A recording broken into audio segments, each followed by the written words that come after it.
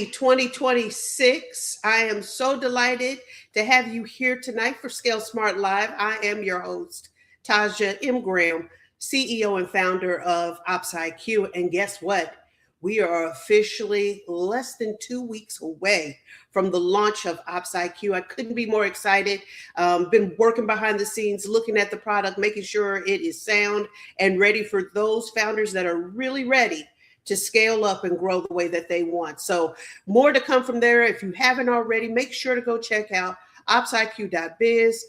Follow us on our LinkedIn page at OpsIQ for more information and to prepare you for that launch. But tonight, I am thrilled to have someone that I have called friend, and I'm so excited to have Robert Feld with us here tonight. Robert Feld is the global CIO of Adler Advisors, but more importantly, and you'll find this tonight during our conversation, he blends his visionary tech leadership with a people-first approach. And he champions empathy, trust, and meaningful impact at every level of an organization as it grows. And so tonight you'll see that through the theme of our evening and the many subjects that we will cover. But welcome, my friend Rob, to the show tonight. I'm so glad to have you. Tell us a little bit more about yourself. Well, first of all, I truly appreciate you, my friend, and it is a friendship that we've spawned over the last few years, and I adore you and will support anything you do. So happy New Year! It's great to see you, and I'm happy to kick this off with you. Awesome, glad to have you. Share more. Sure. So I'm Robert Field, as Tasha said. I've spent my career really at the intersection of business, technology, and most importantly, people. I help organizations scale without losing clarity or culture. I work with everybody throughout the organization. I don't care what you do there. My goal is to help you and your organization turn operational chaos into strategy, to help build accountability that actually enables innovation and make sure that technology shows up as a business advantage, not a distraction. I love it. And it fits within our topic for tonight, how to do that in the midst of chaos, and have sustainable growth. So let's jump into it. You mentioned it so well, the importance of working throughout all of the team dynamic, when you're building for that growth. So it makes sense then that you would have these connections, but speak a little bit more in broad scope to what that means for you philosophically and how you approach work with those that you are working alongside of, Rob. When you work alongside of everybody, there's a really great book. Loss of the name. I didn't plan to go here. Leading Without Authority. Mm-hmm. And the theme of the book is who's your team. And most leaders and most people in any organization think that your team is just the people that are on your direct team, but there's no such thing as a direct team. We've collaborated on topics before, and your network you build, and I always say your network is your net worth. Building a team of people to understand that it isn't confined by the boundaries of your organization or your department, but it's really enhanced exponentially by understanding the value that everybody brings, playing to their strengths, not their weaknesses, and find someone else to handle the weaknesses because it might be their strength. And to me, that's what is critical about the network that you build, or the connections you have around you. They're the ones that help accelerate your growth. Yeah, and it's a lot like coaching, right? Even in the athletic space, right? You know exactly where those players fit well within the playbook, right? So being able to know their unique talents and how they show up to deliver at excellence is important when you are building out that team dynamic, right?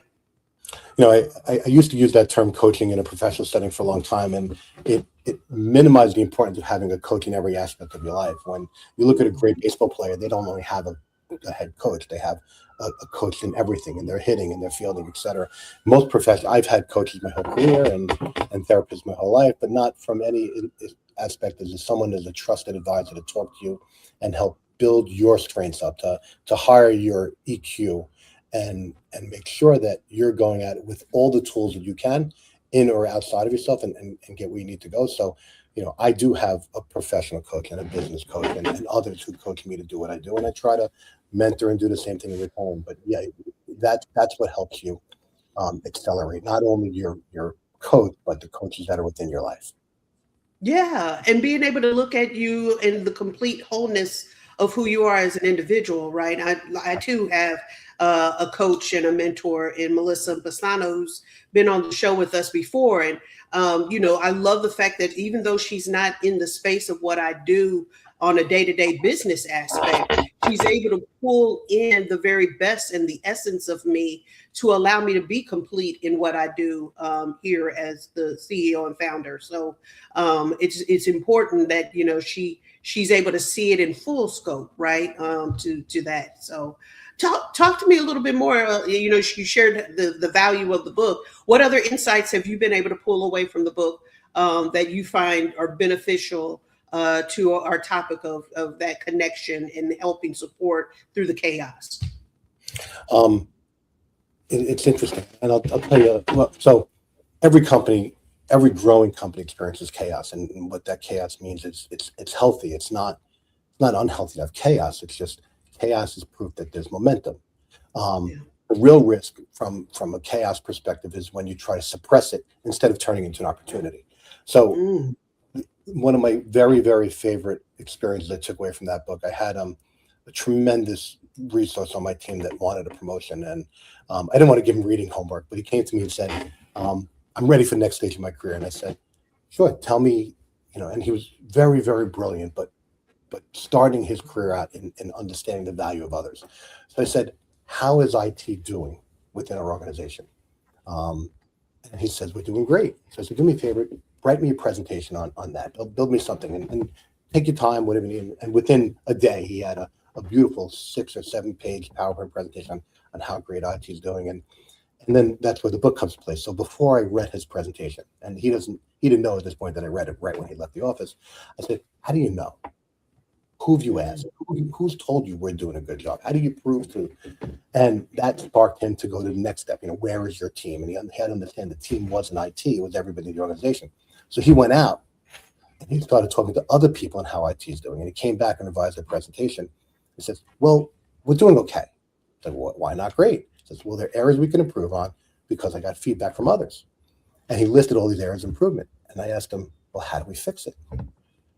He says, "I don't know." I said, "Go find more people." So I went and I told the same people he met with that they couldn't respond to him, and he had to find new people. And it taught him a lot of value about where to find all of his resources from, that there's no stone you don't want to unturn an organization, because everybody's going to have some opinion of what's happening and how to make it better. And you aggregate all those opinions, and then you come up with your strategy on how you can help clean up your chaos, right? And Yeah. that's where we're turning that noise or that signal that we're getting from everyone into strategy. And that strategy, it's not about predicting the future.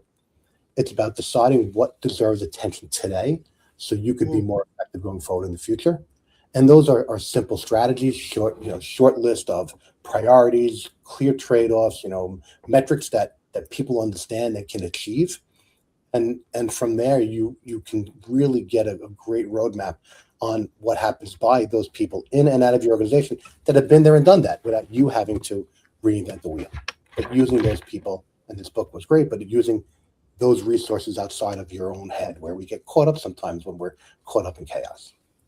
Yeah. And I love that from the perspective of leadership, right? Allowing and giving autonomy to that player to go and source, the where we are, where the touch point is, and where we could do better. That buy-in is critical, so that they know how they can make impact to it. So I love that, Robert. That's a great point. It sounds like a good book for me to get involved in and read myself. Absolutely. I Oh, appreciate that. and he wrote another book, Never Eat Alone. I think it's Keith Franzelli. Really, really great author. Really, really Yeah. great way to move through life. Absolutely. So let's talk to one of our subtopics tonight, if you're ready for it, Sure. which would be that's our biggest topic. Okay, the human side of scale, how to build accountability without killing innovation. Share with us your thoughts here. So I don't think most organizations, I don't think they struggle with accountability. I think most organizations struggle with unclear expectations. When people don't know what success looks like, accountability feels sort of punitive instead of empowering. And I think the human side of scale is about pairing the clarity of your strategy with trust and define outcomes.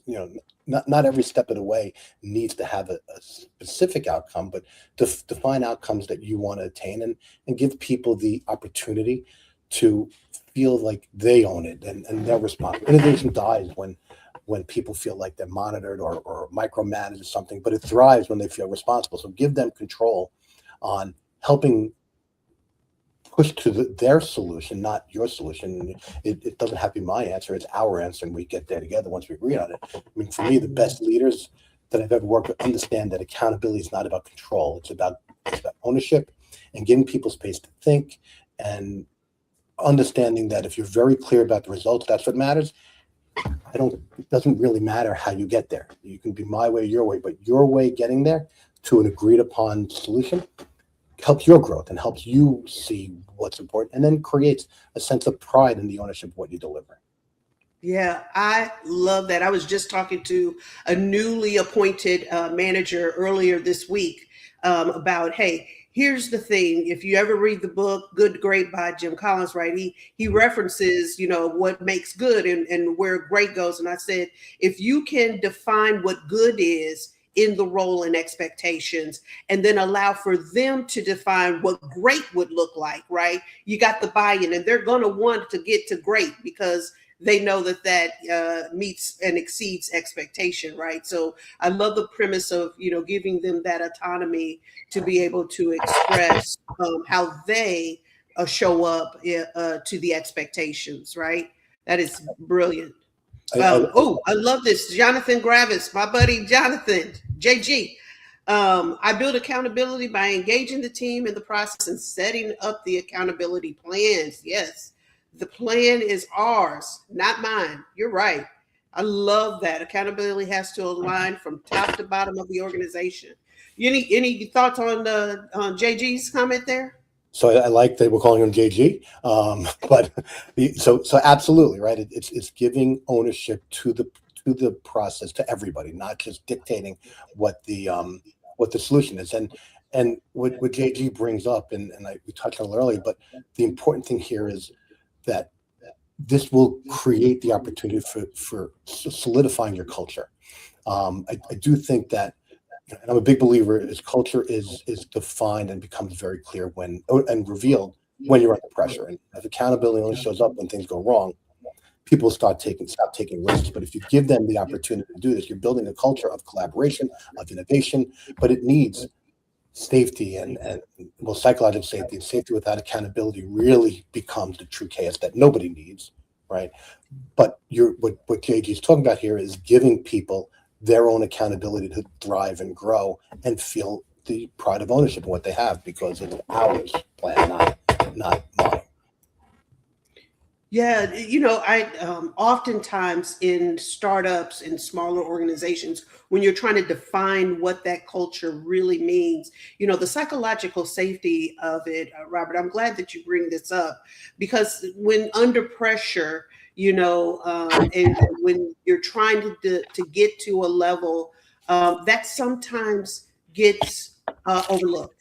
How do you maintain that in scenarios where there is external pressures coming into the organization, or the internal issues seem to become paramount? How do you keep that level of safety and the trust intact? What does that look like?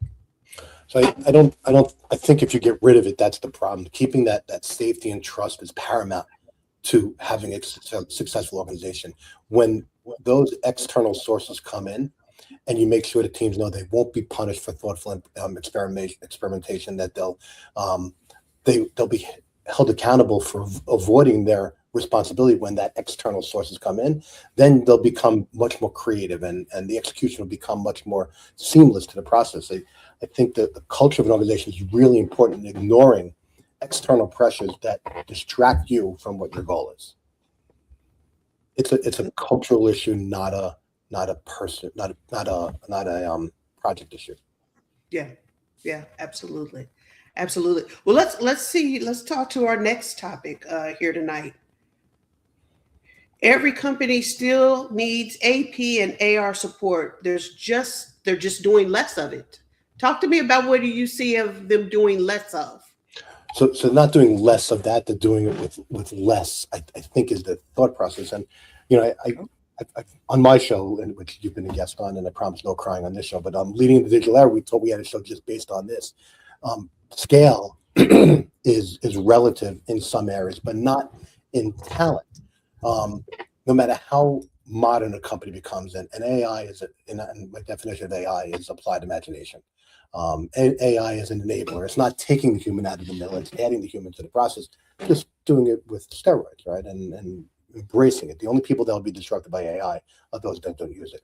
But no matter how modern a company becomes, the fundamentals never change. You still need money in, you still need money to go out. Timing matters. But what's different is, especially in a younger organization, you don't have all the resources a very large organization might have. Some teams I've seen have tremendously large procurement departments, 20, 30 people just doing procurement and a team dedicated to IT procurement. But when you're a growing organization, you might not have as many resources you need to do AP and AR, but you still need it. If you don't have money coming in, money coming out, your company will fail. So you have to find creative ways to get the important things you need done to move forward to managing what your company really has to do, which is the business that you're signed on for. Yeah, and it's more critical now than ever, right? Because as I was sharing, if you are a founder that is looking to exit, right, you become a little bit more valuable if a lot of your processes can be under automation. It just makes sense, right? If I'm going to transition a portfolio or a business over and there's automation already embedded, then we don't have to worry about losing any traction in productivity. Now, the human nature, the humanality of what we have to do in having presence there is still very important. But if we can put that at highest of levels of touch point, right, within these organizations, it makes it so much more valuable when you're considering that exit. What do you think on that? So, regardless of whether it's a company looking for an exit or not, what's today is different is the margin of error. Companies are running leaner, moving fast, operating with less tolerance for friction.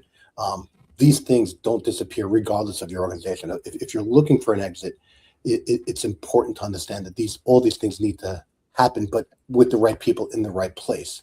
Right. But they all become pressure points to ensure success of that organization, whether it's an exit or go public, or you're responding to board members. Pushing the envelope in the areas that are important to the organization is relative in the role you play, but important to ensure that the company's successful and people don't lose sight of that. The noise and the chaos have to become something that is an enabler for you to deliver a better product, which makes you more lucrative to someone who potentially will be helping you exit or buying your organization. Yeah, that's a very good point. And those that are early founders, are startup founders, the more you can push yourself, like Rob was saying, to looking at these ways of efficiencies, the better off you will be in being able to continue to grow what is the business that you're in. So early adaptation is definitely, I think, key when you can do so, be it with investment or time or creativity. I think it's important to do that early on as quickly as you can, right?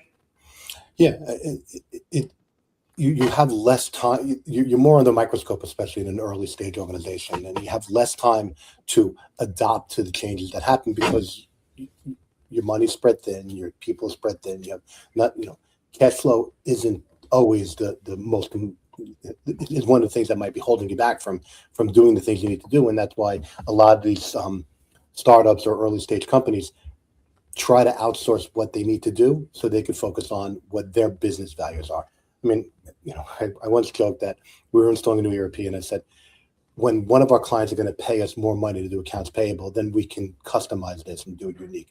Don't be unique on the things that everybody does every day. Leverage your network, talk to people who've done what you've done, um, bring them in to say, hey, this is how we do it. And it works well for this type of company, which is the same type of company you are.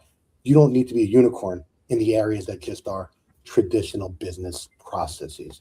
Be a unicorn on something that makes you very unique, and your product might be unique. Your what you offer might be unique, but operational efficiency has been tried and true. I could still count with my computer, and I can still use an abacus to do the same thing.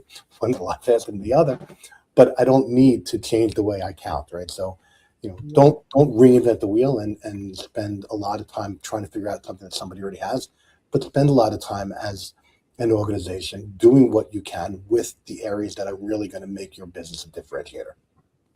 Yeah, I love the fact of you referencing, look for ways to maybe even have synergies and collaborations with others that are able to deliver in the areas that you don't need to have that focus.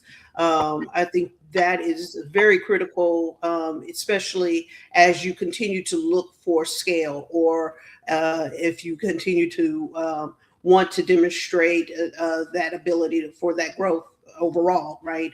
Yeah. How would you encourage the founders that are wanting to execute in this manner, the way you're expressing it, Rob? What would you say should be some first steps or some evaluations that they consider as they're looking at this? Same thing I say to everybody, right? Again, I said in the beginning, I'll repeat it now. Your network is your net worth. And as a founder, I've seen too many leaders, and especially early stage companies, startups, people get stuck in their head thinking it's their way. And I'm very, as you know, Taj, I'm very blessed. And we can talk about the lineage of how you and I met through my network and how those things happen. But I'm very, very blessed to have the network that I do. In fact, I get the chills when I talk about it because I'm so honored by some of the great minds and brilliant people I talk to every single day that have done things that I could only have dreamed of. And now I learn it from them. And my learning curve is, it's exponential growth scale because of that. I would always say, get involved. The network groups that I belong to, I have a WhatsApp group, I have a chat. We have Slack channels. We have all different ways for us to stay connected. And people put questions in there all the time. And we answer for each other. I know what I know, and what I don't know, I am 110% confident, more confident than anything else I know, that my network has those answers. And get out there and collaborate, network, and don't spend too much time trying to figure it out in your head before you start asking someone else to help you, because eventually you're going to get to them anyway. And having a differentiated opinion is really important. But please get out there, talk to others, collaborate, get an advisor, bring on consultants or something that will help you get to your answer quickly. And it's still your answer. It's up to you to ingest the information you get and do what you need to do. But my first advice to everybody is you can't do it alone. And if you forget that, if you think you can, you have a belly button for a reason. And that's why I learned that a long time ago. I can't do anything alone, not even feed myself when I was younger. But I will always leverage my network to get from where I am to where I need to be. Yeah, I think you referenced the book a little earlier on, Never Eat Alone. That is the concept that I have taken and adhered to. If I'm eating 3 meals a day, I need to meet 3 new people or make 3 connections a day to continue to build that network. It is so critical. I'm grateful that you brought that up. Yeah, if you want, let's share our connect point. I would love for you to be able to share that story. I'm going to try not to cry. So you were in India, in Indianapolis at the time, right?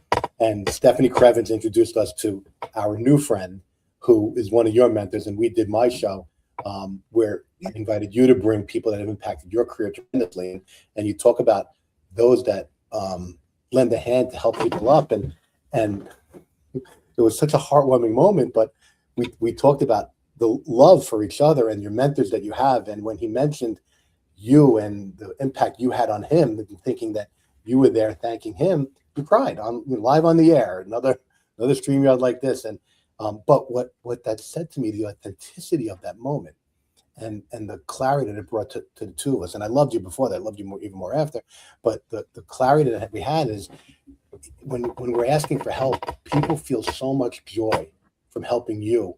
Sometimes more so that, when I try to help somebody, I get so much joy out of that. I'm sure it far surpasses what I'm doing for them. And that moment alone, Todd, just showed your heart and your truth and your true north and the type of person you are to go yourself out there. And we've got a lot of views in that show. I was very proud of it, but I was more proud of getting to be part of your family and meeting, tremendous people that just helped shaped our growth and who we are. It's a wonderful moment. And Stephanie Crevens is a very good friend, and my network in Indianapolis has grown with her as the linchpin to start all that. And because of that, it's been a wonderful run that, I might not be a Midwestern, but I know if I go there, I'm going to get great pork roll. I'm going to be great people. Absolutely. Thank you, Stephanie. If you happen to hear this or see this video, we are so grateful for you connecting us. I couldn't be more thrilled about that. And you're right. I am a big believer in karma, that what I put into the universe will come back to me. And anything that I have, been able to gain, learn, identify with, I am willing to share with others. It is part of my passion, especially for founders and those that are in this space with me of how do we build commerce, how do we build this economy together, to be able to pull and lean on each other. I mean, Robert, I'm leaning on you in some ways as we look to launch out with OpsIQ and JG, who was on here. He has been an integral part of that as well. So I really believe in, I'm not able to do all things, and being able to pull in those that I know can, and you guys' willingness to come alongside and support means the world to me. So I will continue to pour in to those that want to connect and have connected or want to reconnect, because it brings a lot of value to me. And it also challenges me to continue, like you said, to continue to think big and stay a learner and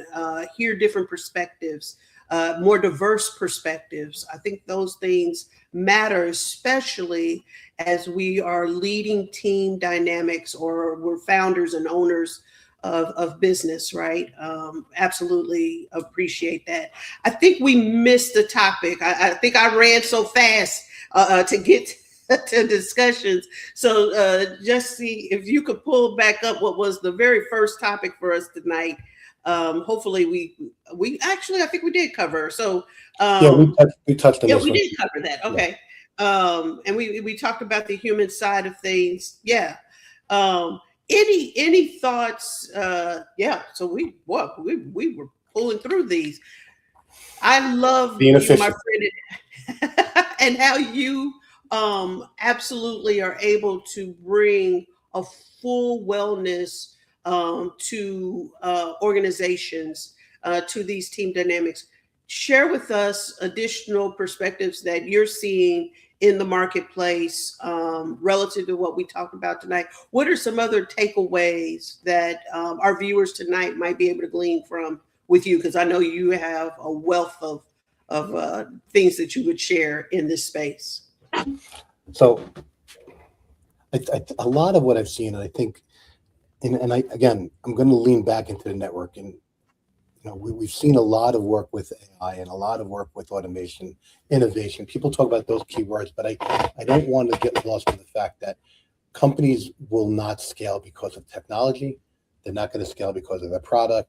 They're going to grow because they have a strategy, they have people, they have operations, and they all work together. It's not an independent process, and you scale together with everybody. If you feel that you're stuck or you feel that your organization is at a pivotal point where you need to make a decision to go in a direction, it's an everybody decision. And if you don't, you'll break alone. And that's where I think the rapid change of everything, the exponential growth that we're seeing in all areas of business and technology, will scale because of not only the pace and change of technology, but the pace and change that we can now connect with people and understand how to do this better and how to be more efficient together, not alone. And I really, really want to emphasize the fact that this year is going to be more about understanding what's happening, less of just figuring it out, but understanding what's happening by reaching out and touching not touching someone in a bad way, but reaching out and connecting and growing together. Yeah.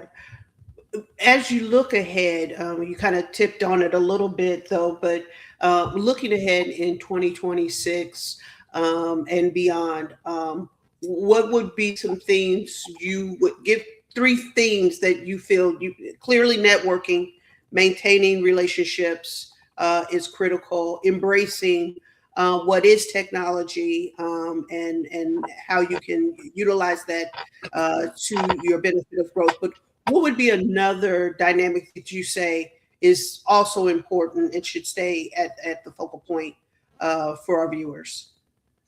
So, aside from just the human systems, not digital systems, I think two other things that I really want to focus on, in no particular order, operational flexibility. I think being flexible enough to pivot where you need to and shift faster than whatever planning cycles you have. Organizations will survive and lead, but those will be the ones that can pivot without panicking. Again, I'm okay with chaos.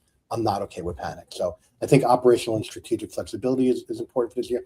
And another thing I would say is have relentless clarity on your value, and measurable value creation is important. What this means is, you want to translate initiatives into outcomes. You want to talk about revenue impact, cost avoidance, risk reduction, capacity, all the things that you need to do for having clarity on what your value is. But you have to ensure that every leader and every team can answer without hesitation, why does this matter to the business?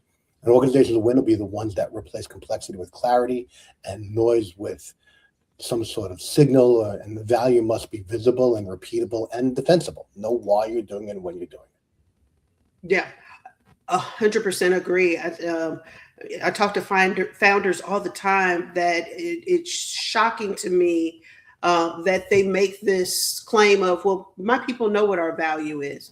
And they fail to realize if you've got new faces in the organization, even if it's the same faces in the organization, because of what sometimes is the external noise that comes into the organization, the value gets lost, right? So you have to be able to pull in that team dynamic to refocus them on what the value is.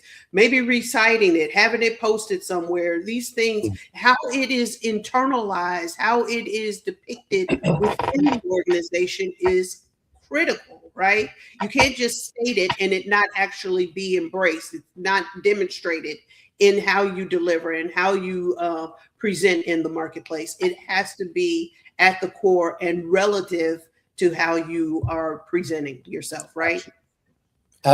Absolutely, and that's the only way to move forward.